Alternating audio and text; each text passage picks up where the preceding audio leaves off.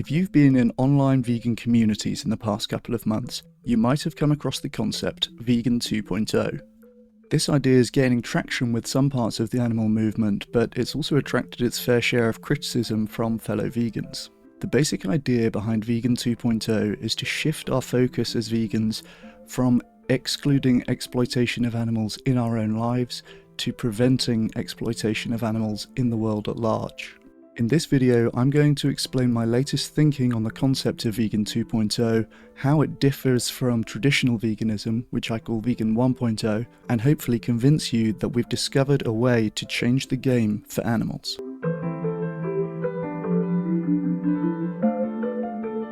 Let's start out with some definitions. In my original video on Vegan 2.0, I said that Vegan 2.0 is about maximising the harm prevented to animals, whereas Vegan 1.0 is about minimising the harm caused to animals. Well, some people took issue with my framing of veganism as being about minimising harm caused. Plenty of people said that's not what it's about animal rights. I think that's a fair comment. I think of veganism as being about minimising harm, but I know that's not how everybody thinks about it. As I discussed with Ask Yourself, it's not as easy as you might think to give definitions of even very simple concepts. A separate seat for one person, typically with a back and 4 legs.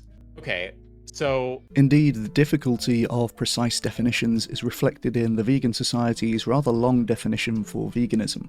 I think this is a pretty good definition, by the way. I mean, you could pick holes in it, just as you can for any definition, but I think this covers what most people mean when they talk about veganism, and it covers what I mostly mean when I talk about veganism. So what's the definition of Vegan 2.0, and how does it differ from the definition of Vegan 1.0? A lot of vegans seem to have the idea that the main difference is something along the lines of utilitarianism versus a rights-based approach to ethics, but I actually don't think that's where the difference lies. If I were to adapt the definition of Vegan 1.0 to reflect the concept of Vegan 2.0, there are 3 main things that I would change. The first one, and the most important one, is this word exclude. For Vegan 2.0, I would replace this word with prevent. This is the major difference between Vegan 1.0 and Vegan 2.0. This shift from the focus on personally excluding animal exploitation in your own life to proactively preventing animal exploitation in the world in general. Moving from excluding animal exploitation to preventing animal exploitation. The second part of the definition that I would change for Vegan 2.0 is this part, as far as practicable and possible. I would change this to as efficiently and effectively as possible. This shifts the focus from doing everything which is actually technically possible to focusing on those things which are the most impactful. This is hugely important because we have limited resources, and if we're using those limited resources on things which are not the most effective things to help animals, then we are leaving animals on factory farms more than we need to. My third change to the definition would be pretty similar. I'm going to change this all forms of exploitation to shift the focus to the worst forms of exploitation. Again, the idea here is that we have limited resources to help animals, so we need to focus on the areas where we can make the most difference. Note that this change doesn't imply that there are some forms of exploitation which are considered okay.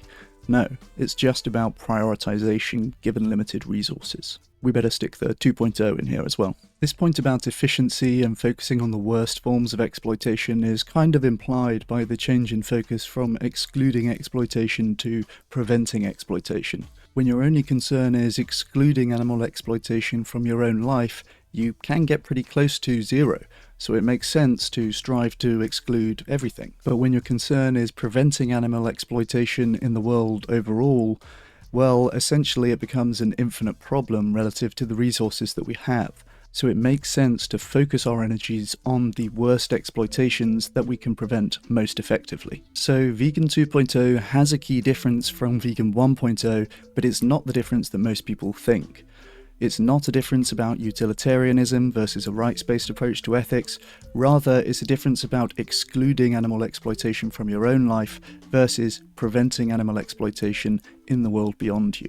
Now, I understand at this point a lot of people will be thinking, well, it's still important to be Vegan 1.0, even if you're doing the activism and the donating entailed by Vegan 2.0. And that's absolutely right. You can do both, as I do. but it's still worth being aware of several key differences between Vegan 1.0 and Vegan 2.0. There are three main comparisons that I want to make between Vegan 1.0 and Vegan 2.0. The number of animals affected by each person adopting the philosophy, the likelihood of the average person adopting each philosophy, and the number of people who would need to adopt each philosophy in order to reach key tipping points. I want to talk about that last one first.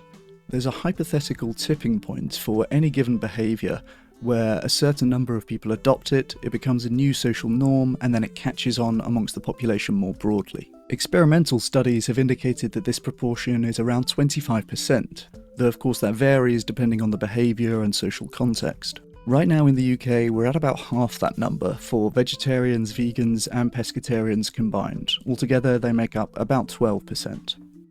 In 2024, I was optimistic because this proportion had gotten up to 16%, but now in 2025, we're back at the same levels that we were in 2019. Getting this number to 25% of the population who are meat-free is not impossible, but it is a pretty difficult task. It's also no guarantee that this would catch on amongst the population more broadly.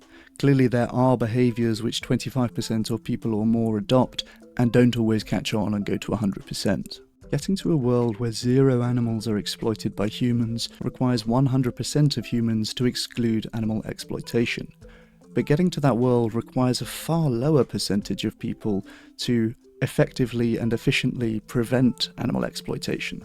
With high levels of commitment, this could take just 1 or 2% of the population to completely change the game for farmed animals. If that sounds crazy, just think about these numbers. The entire animal movements funding is about $250 million per year. The median UK income is about £37,000, which is about $50,000. And the UK working population is 34 million people. 2% of people are vegan in the UK. If 2% decided to give 10% of their income to effective animal charities, that would increase the total budget for the farmed animal movement by 14 times. That is huge. That would completely change the game for animal advocacy. Would it get us to a vegan world straight away? No, but it would move us a damn lot closer, a damn lot faster. Whatever the precise number is, we need a hell of a lot fewer vegan 2.0s to get to a fully vegan world than we would need vegan 1.0s. And that brings me to my second point. Vegan 2.0s are also likely to be far easier to recruit.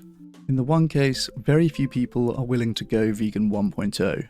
This is evident by the persistently low proportion of the population who are vegan 1.0. In that latest UK survey, about 2%.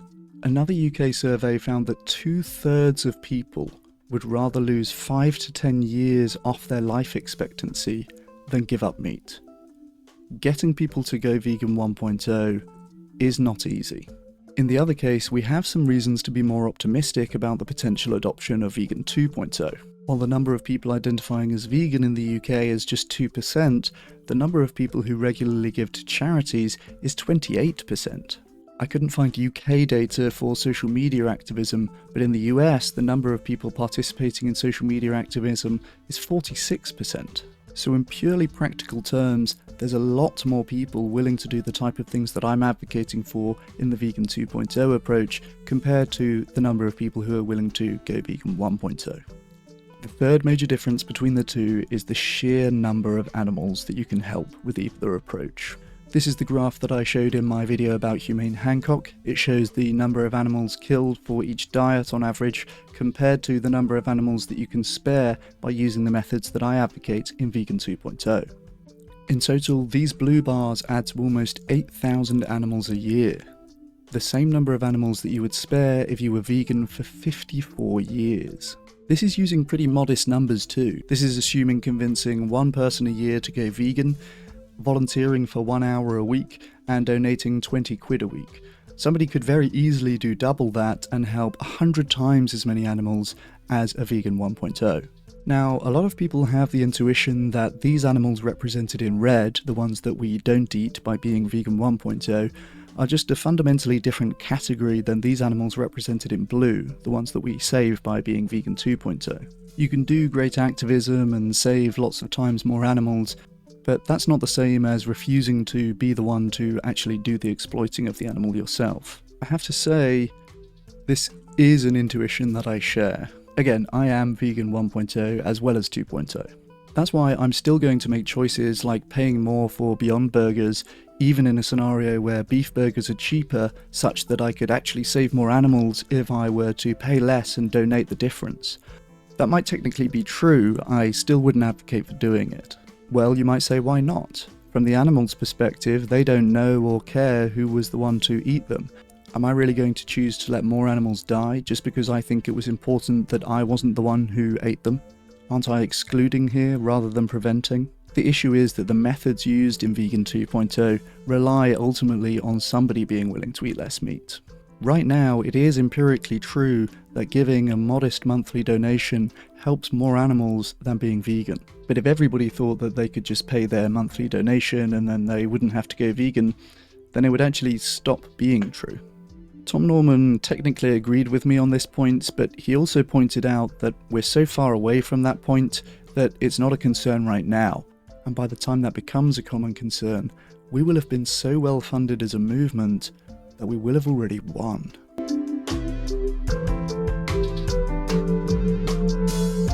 For me, the case for Vegan 2.0 is extremely compelling. We can help more animals if we shift our focus from excluding animal exploitation as far as practicable and possible to preventing animal exploitation as efficiently and effectively as possible.